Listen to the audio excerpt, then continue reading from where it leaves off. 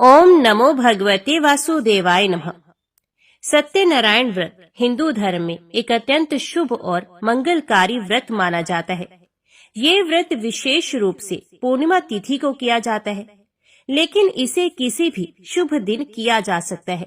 इस व्रत में भगवान सत्यनारायण की पूजा और कथा का पाठ किया जाता है। ऐसा माना जाता है कि इस व्रत को करने से जीवन में सुख, समृद्धि, शांति और मनोकामनाओं की पूर्ति होती है।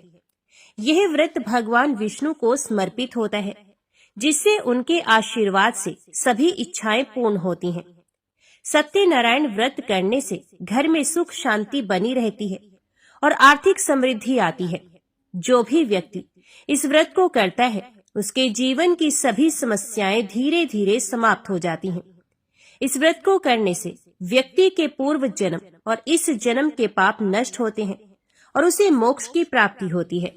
जिन व्यक्तियों को विवाह या संतान प्राप्ति में समस्या हो रही हो, उनके लिए यह व्रत अत्यंत फलदायी माना जाता है। इस व्रत को करने से शारीरिक और मानसिक स्वास्थ्य में सुधार होता है और व्यक्ति निरोगी रहता है। सत्यनारायण व्रत करने से परिवार में आपसी प्रेम और सौहार्द बना रहता है।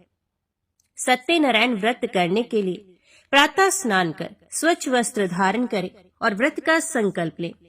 पूजा के लिए एक स्वच्छ स्थान पर चौकी रखकर उस पर भगवान सत्यनारायण की मूर्ति या चित्र स्थापित करें। धूप, दीप, फूल, पंचामृत, तुलसी दल और प्रसाद अर्पित करें। सत्यनारायण कथा के 5 अध्यायों को विधि पूर्वक पाठ करें और श्रवण करें। भगवान सत्यनारायण की आरती करें और प्रसाद का वितरण करें। पूजा के बाद ब्राह्मणों को भोजन कराएं और यथासंभव दान करें। पूजा के बाद स्वयं भी प्रसाद ग्रहण करें और व्रत का समापन करें। सत्यनारायण व्रत किसी भी शुभ अवसर पर किया जा सकता है, जैसे कि पूर्णिमा तिथि सबसे शुभ मानी गई है।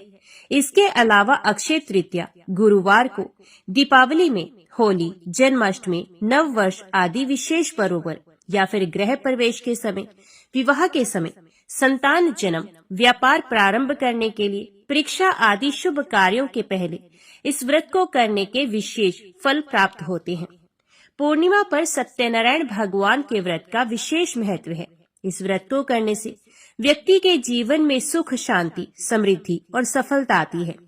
जो भी व्यक्ति श्रद्धा और भक्ति भाव से इस व्रत को करता है, उसे भगवान सत्यनारायण की कृपा प्राप्त होती है और उसके सभी कष्ट समाप्त हो जाते हैं। तो अभी सुनते हैं श्री सत्यनारायण भगवान की व्रत कथा। ऋषियों ने सूत जी से पूछा, महामुनि, किस व्रत या तप से अभीष्ट फल की प्राप्ति होती है? हम सुनना चाहते हैं, कृपया बताइए। सूत जी बोले, देवऋषि नारद ने यही बात भगवान कमलाकांत से पूछी थी। उन्होंने जो उसका उत्तर दिया था, उसी को आप सुनिए।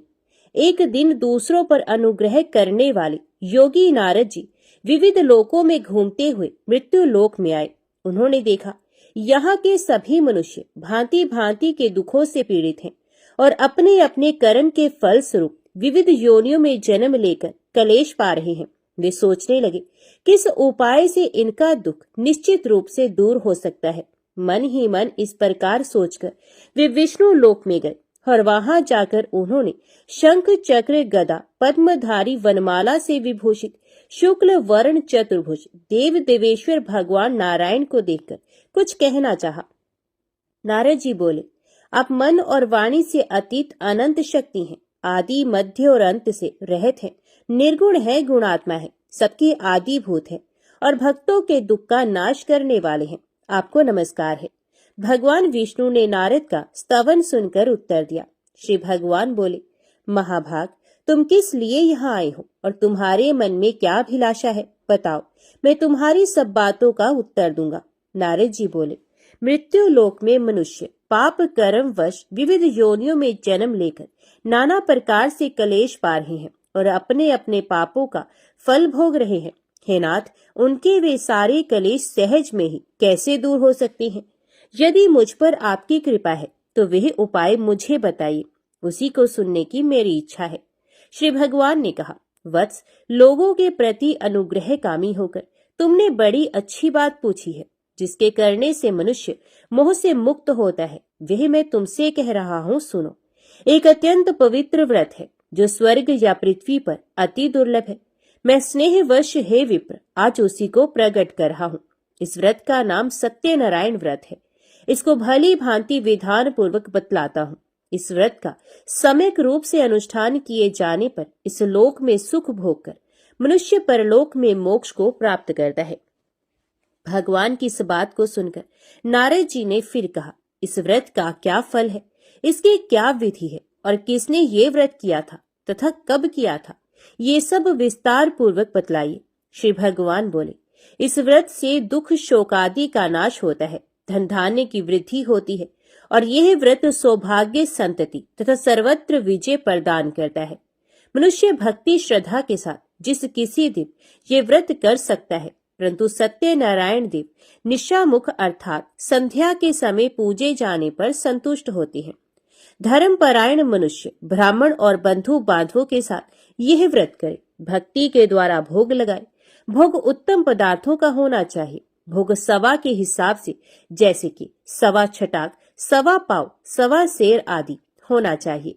केला, घी, दूध, गेहूं, गेहूं काटा, गेहूं काटा ना मिलने पर चावल काटा और चीनी अथवा गुड़ का भोग लगाना चाहिए। ये सभी चीजें परिमाण में सवा के हिसाब से होनी चाहिए और सबको एकत्रित कर निवेदन करना चाहिए। तदंतर घर के लोगों के साथ कथा सुनकर ब्राह्मण को दक्षिणा देनी चाहिए। इसके बाद ब्राह्मणों को प्रसाद खिलाकर अपने बंधु बांधवों के साथ भक्ति पूर्वक स्वयं प्रसाद ग्रहण करना चाहिए और भगवान के सामने प्रेम प्रवश होकर नाचना और गाना चाहिए।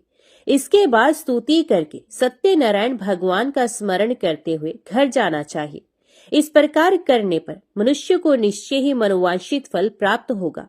विशेषकर इस कलयुग में तो सत्यनारायण व्रत के अतिरिक्त पृथ्वी पर अभिष्ट सिद्धि का और कोई उपाय ही नहीं है।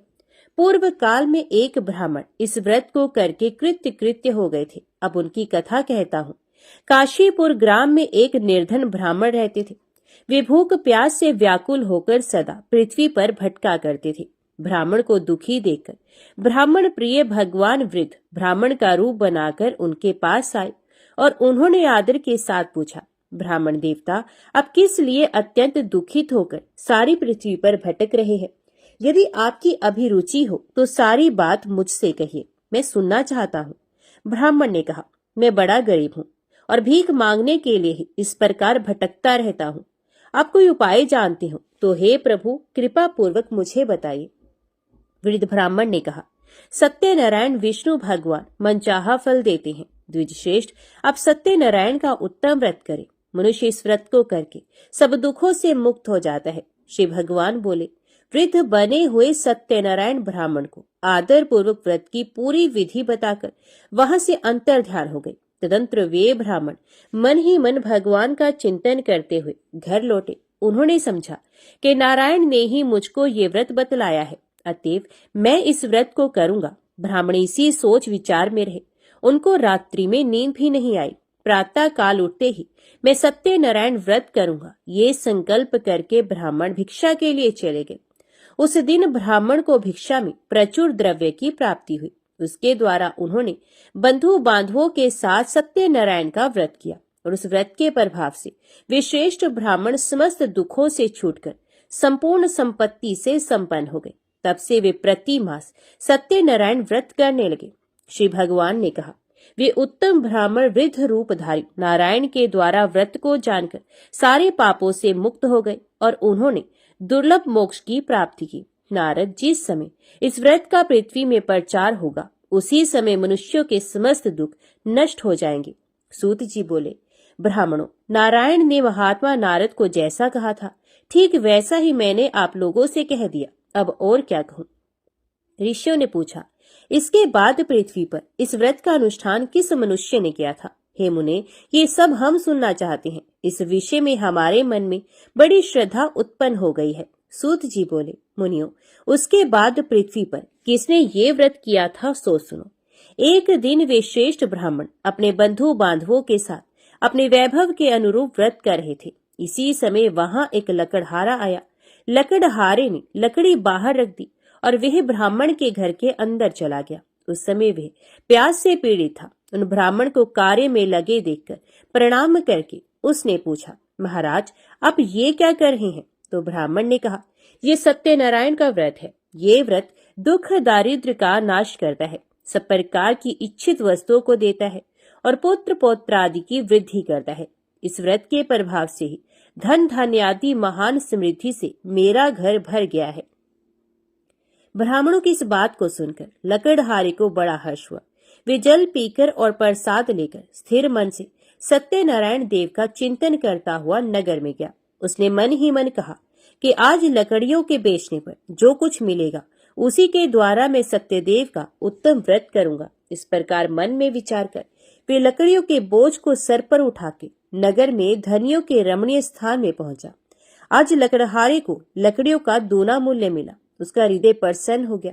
वे पके हुए केले, चीनी, घी, दूध और गेहूं का आटा सब वस्तुएं सवाए हिसाब से लेकर घर पहुंचा। तदंतर बंधु बांधवों को निमंत्रण देकर उसने विधि पूर्वक व्रत किया। उस व्रत के प्रभाव से वह लकड़हारा धन और पुत्र से संपन्न हो गया तथा इहलोक में सुख भोगकर अंत में सत्यपुर को प्राप्त हुआ।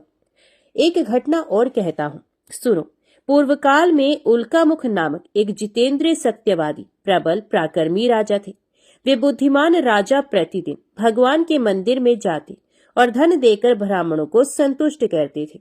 उनकी पत्नी का नाम था भद्रशिला। वे सरोज वदना, प्रमुग्धा और पति परायणा स्त्री थी। राजा रानी के साथ समुद्र के तीर पर जाकर सत्यनारायण का व्रत किया करते थे। एक दिन जब राजा व्रत कर रहे थे, एक साधु नामक वणिक वहां आया। वे व्यापार के लिए नाना प्रकार के रत्न आदि पदार्थों को नौका में भरकर लाया था। वणिक समुद्र के किनारे नाव को खड़ी करके तट के ऊपर आया और व्रत करते हुए राजा को देखकर उसने विनय पूर्वक पूछा। साधु ने कहा, राजन, भक्ति युक्त चित्त से आप ये क्या अनुष्ठान कर रहे हैं?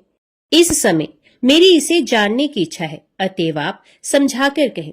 राजा बोले, साधु, मैं अपने बंधु बांधवों के साथ अतुलनीय तेज युक्त भगवान विष्णु की पूजा कर रहा हूँ। मेरा यह व्रत पुत्र आदि की प्राप्ति के लिए है। तदंतर साधु ने राजा को आदर पूर्वक प्रणाम करके कहा, राजन, इस व्रत की सांगोपांग विधि आप मुझे बताएं, क्योंकि मैं भी ये व्रत करूंगा। मेरे भी संतान नहीं। इस व्रत से मुझे निश्चय ही संतान की प्राप्ति होगी। इतना कहकर वणिक ने उन राजा से व्रत की विधि अच्छी तरह पूछकर वहां से प्रस्थान किया और अपने वाणिज्य का काम पूरा करके वे आनंद के साथ घर लौटा। कुछ ही दिनों के बाद उसकी पतिव्रता पत्नी गर्भवती हुई और समय पर उसने एक अति सुंदर कन्या को जन्म दिया। कन्या शुक्ल पक्ष के चंद्रमा की भांति दिनों दिन बढ़ने लगी। वणिक ने उसका जात कर्म आदि संस्कार करवाकर उसका नाम रखा कलावती। तदंतर वणिक पत्नी लीलावती ने मधुर वचनों में पति से कहा, स्वामी, अपने पूर्व में जो सत्यनारायण व्रत करने की प्रतिज्ञा की थी उसे अब पूरी क्यों नहीं कर रहे हैं? तो साधु ने उत्तर दिया, प्रिय, मैं कलावती के विवाह के समय सत्यनारायण का व्रत करूंगा। पत्नी को इस प्रकार आश्वासन देकर साधु वणिक समुद्र के तट की ओर चला गया। इधर पिता के घर में कलावती बढ़ने लगी। इसके बाद धर्म के जानने वाले पिता ने जब अपनी पुत्री को विवाह के योग्य देखा, तब अपने बंधु बांधवों से परामर्श करके साधु ने वर ढूंढने के लिए दूत को भेजा। दूत साधु का आदेश पाकर कांचन नगर गया और वहां कलावती के योग्य एक उत्तम वर की खोज करके वहां से उस वणिक पुत्र को साथ लेकर लौट आया। साधु वणिक उस सुंदर और सद्गुणी वणिक कुमार को देखकर बड़ा प्रसन्न हुआ और अपनी जाति बंधुओं के साथ मिलकर प्रसन्नता पूर्वक यथा विधि अपनी कन्या को उसको अर्पण कर दिया। दुर्भाग्यवश कलावती के विवाह के समय भी वणिक उस उत्तम व्रत की बात भूल गया। इससे भगवान उस पर रुष्ट हो गए। कुछ दिनों के बाद वह व्यापार में निपुण वणिक अपने श्रीमान जमाता को साथ लेकर व्यापार के लिए बाहर गया और राजा चंद्रकेतु के राज्य में समुद्र के समीप रमणीय रतनसार नगर में जा पहुंचा।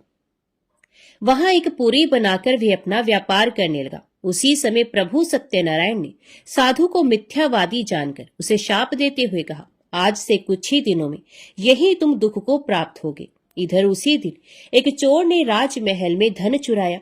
चोर धन को लेकर साधु के मकान के बगल के रास्ते से जा रहा था। उसने घूमकर पीछे की ओर देखा। राजा के दूत उसके पीछे पीछे दौड़ रहे थे। वे डर गया और चुराए हुए धन को वहीं छोड़कर जल्दी से भाग गया। दूतों ने आकर देखा साधु वणिक के घर के पास राजा का धन पड़ा है।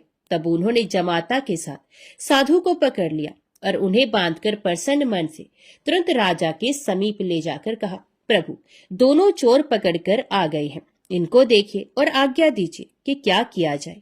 तत्पश्चात राजा की आज्ञा से दूतों ने दोनों वणिकों को अच्छी तरह बांधकर बड़े कठिन कारागार में डाल दिया।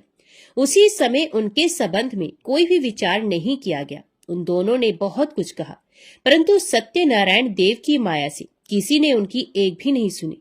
इसके बाद राजा चंद्रकेतु ने उनकी सारी धन संपत्ति छीन ली। इधर सत्यदेव के शाप से घर में लीलावती और कलावती पर भी दुख आ पड़ा। घर में जो भी कुछ था, धन संपत्ति थी, चोरों ने सारी चोरी कर ली। लीलावती मानसिक और शारीरिक व्याधि से तथा भूख प्यास से पीड़ित हो दाने दाने की चिंता में नगर में घर घर भटकने लगी। इस प्रकार कलावती भी प्रतिदिन अन्न के लिए भटकने लगी। एक दिन भूख से व्याकुल कलावती घर से निकलकर किसी ब्राह्मण के घर पहुंची। उसने देखा वहां सत्यनारायण का व्रत हो रहा है। वे वहां बैठ गई और कथा सुनकर उसने भगवान से मनोरथ पूर्ति के लिए प्रार्थना की। इसके बाद प्रसाद लेकर उसी रात को वे अपने घर लौट आई। लीलावती ने कन्या को बहुत डांट कर कहा, बेटी, तो इतनी रात तक कहाँ थी? तेरे मन में क्या है? तो कलावती ने उत्तर दिया, माता, ब्राह्मण के घर सत्यनारायण भगवान का व्रत है, मैं उसी को देख रही थी। सत्यनारायण का व्रत मनोरथ पूर्ण करने वाला है। कन्या की ये बात सुनकर लीलावती व्रत करने को तैयार हुई और उस साधु पत्नी ने अपने सुहृद बंधुओं के साथ सत्यनारायण व्रत किया। मेरे स्वामी और जमाता शीघ्र घर लौट आए। सत्यनारायण देव से उसने बार बार इस वर के लिए प्रार्थना की और कहा, प्रभु, मेरे पति और दामाद का अपराध क्षमा कीजिए। वणिक पत्नी के व्रत से प्रभु सत्यनारायण प्रसन्न हो गए और उन्होंने श्रेष्ठ राजा चंद्रकेतु को स्वप्न में दर्शन देकर कहा, राजन, सवेरा होते ही दोनों वणिकों को छोड़ देना और उनका जो धन छीना है उससे दोगुना उन्हें दे देना, नहीं तो मैं राज्य, धन और पुत्र के साथ तुम्हारा विनाश कर दूंगा। राजा को इतना कहकर प्रभु अंतर ध्यान हो गए। प्रातः काल होते ही राजा सभा में गए और स्वजनों के साथ वहां बैठकर उन्होंने दूतों को आज्ञा दी कि अभी जाकर दोनों बंदी महाजनों को तुरंत कैद से छोड़ दो।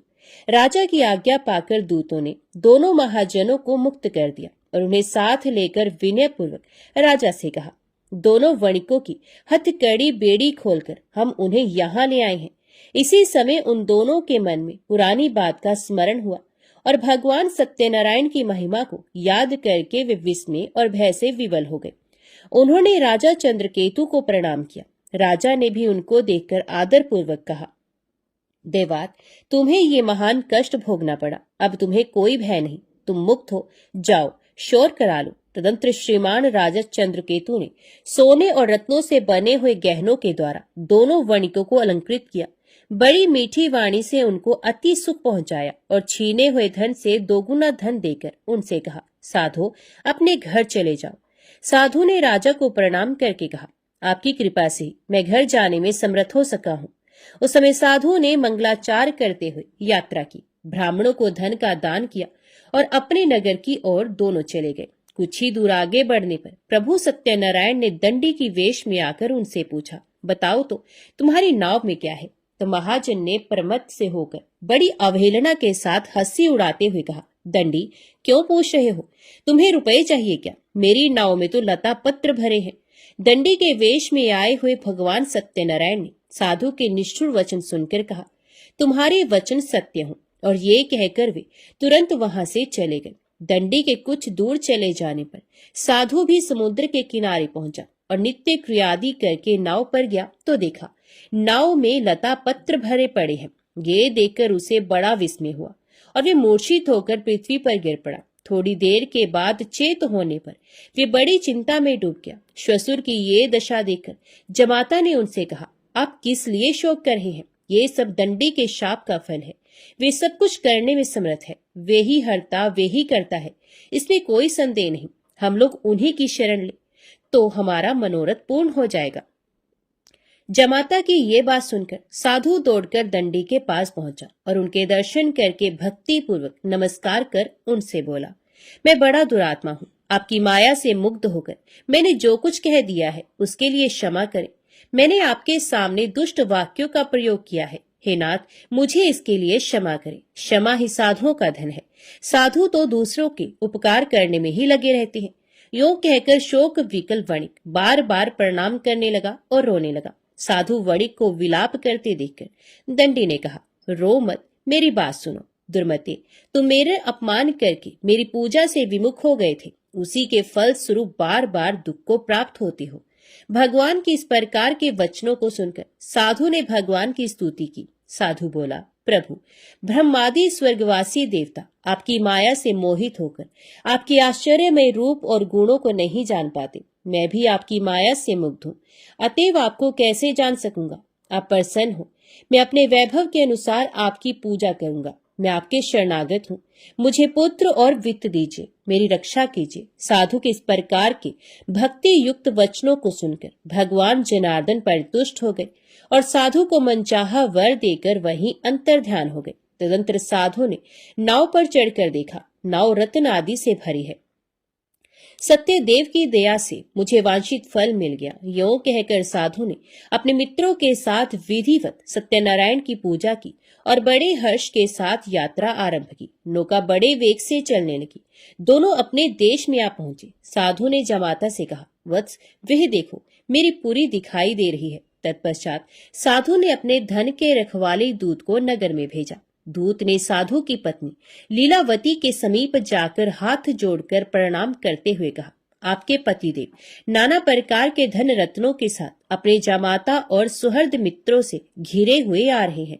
साध्वी वणिक पत्नी दूत के मुख से स्वामी और जमाता के आने का समाचार सुनकर बड़ी हर्षित हुई और सत्यदेव की पूजा करके उसने अपनी लड़की से कहा, मैं पति की अगुवानी के लिए जाऊंगी, तुम भी तुरंत मेरे साथ चलो। माता की बात सुनकर कलावती ने सत्यनारायण का व्रत किया, परंतु प्रसाद लिए बिना ही वे पति के सामने चले गए।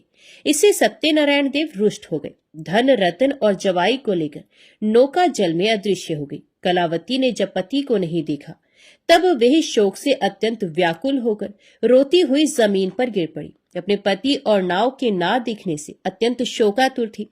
कन्या की इस दशा को देखकर साधु बहुत डर गया। उसने सोचा, ये क्या आश्चर्य हो गया।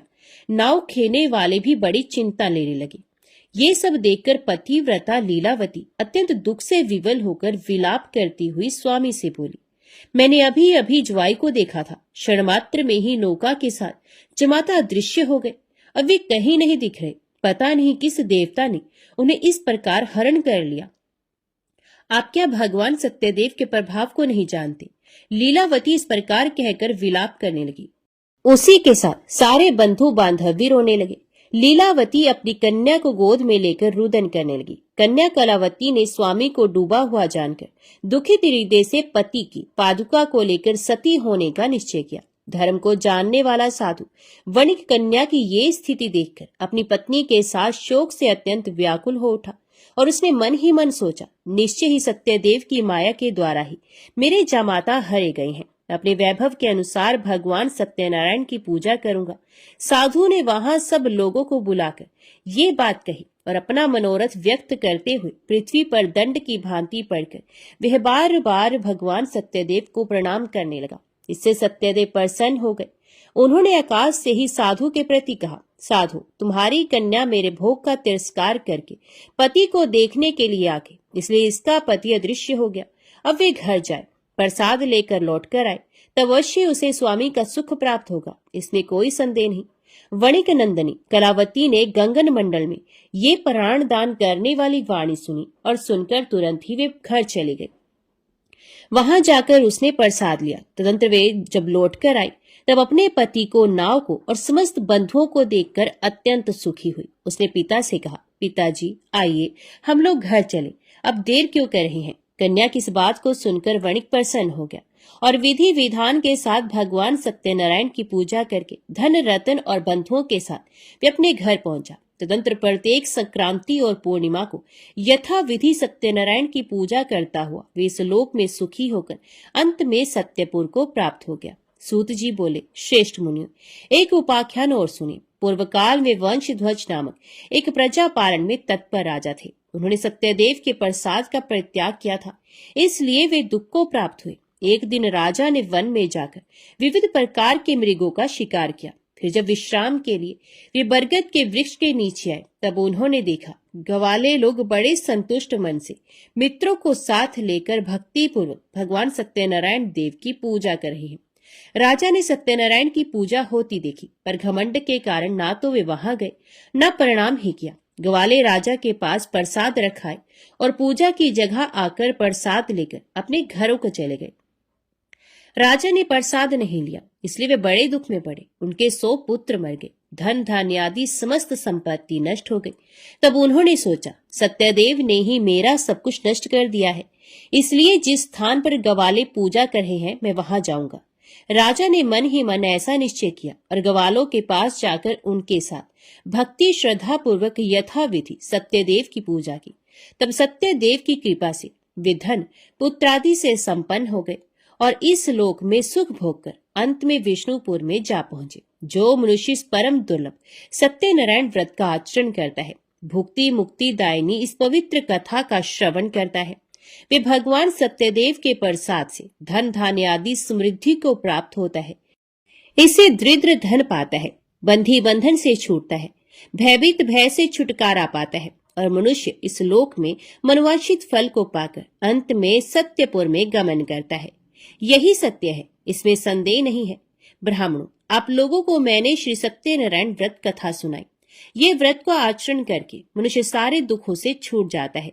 कलिकाल में सत्य पूजा महान फल देने वाली है।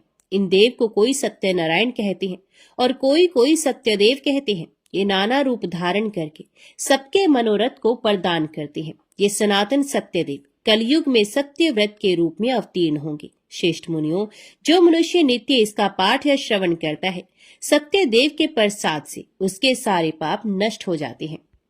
सब प्रेम से बोलो, श्री सत्यनारायण भगवान की जय। आइए अब सुनते हैं श्री सत्यनारायण भगवान की आरती। जय लक्ष्मी रमणा स्वामी, जय लक्ष्मी रमणा, सत्यनारायण स्वामी जन पातक हरणा। ओम जय लक्ष्मी रमणा। रतन जड़ित सिंहासन अद्भुत शविराजे, नारद करत निराजन घंटावन बाजे। ओम जय लक्ष्मी रमणा। प्रगट भय कलिकारण द्विज को दर्श दियो, बूढ़ो ब्राह्मण बन कर कंचन महल कियो। ओम जय लक्ष्मी रमणा। दुर्बल भील कठारो जिन पर कृपा करी, चंद्रचूड़ एक राजा तिनकी विपत्ति हरी। ओम जय लक्ष्मी रमणा।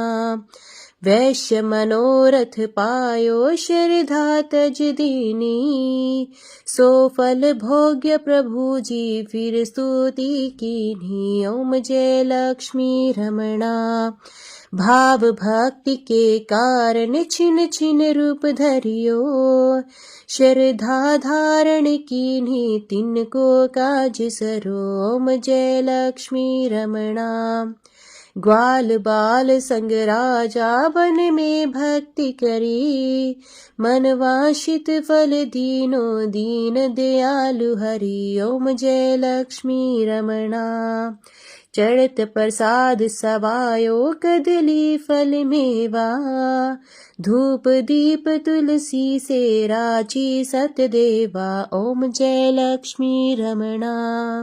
सत्यनारायण जी की आरती जो कोई नर गावे, तन मन सुख संपत्ति मन वांछित फल पावे। ओम जय लक्ष्मी रमणा।